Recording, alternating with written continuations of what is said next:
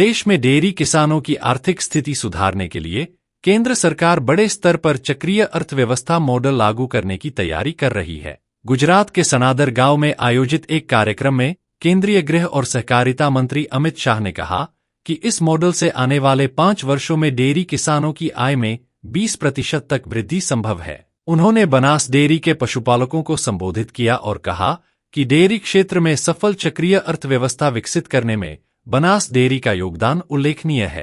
अमित शाह ने बताया कि इस मॉडल में किसानों को दूध के साथ साथ गोबर से बनने वाली बायोगैस और जैव उर्वरक से भी अतिरिक्त आय के अवसर मिलेंगे।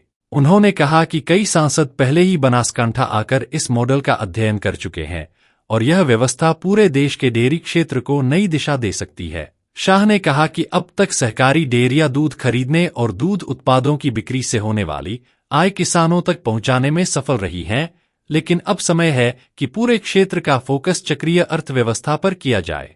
जनवरी 2026 में देश की सभी प्रमुख सहकारी डेयरियों के अध्यक्ष और प्रबंध निदेशक बनास डेयरी का दौरा करेंगे। इस दौरे से देश भर की डेयरियों को नई तकनीक और नए उत्पादों को अपनाने में मदद मिलेगी। उन्होंने कहा कि दुनिया में ऐसे कई दूध उत्पादों की बड़ी मांग है जो भारत में अभी तक नहीं बनाए जाते। अमित शाह ने यह भी बताया कि सरकार ने कृषि क्षेत्र के लिए 3 और डेयरी क्षेत्र के लिए 3 नई सहकारी समितियां बनाई हैं, जिससे भारत जल्द ही वैश्विक डेयरी बाजार में अग्रणी स्थान हासिल करेगा। कार्यक्रम के दौरान उन्होंने डेयरी क्षेत्र में सक्रिय महिला उत्पादकों की विशेष रूप से सराहना की।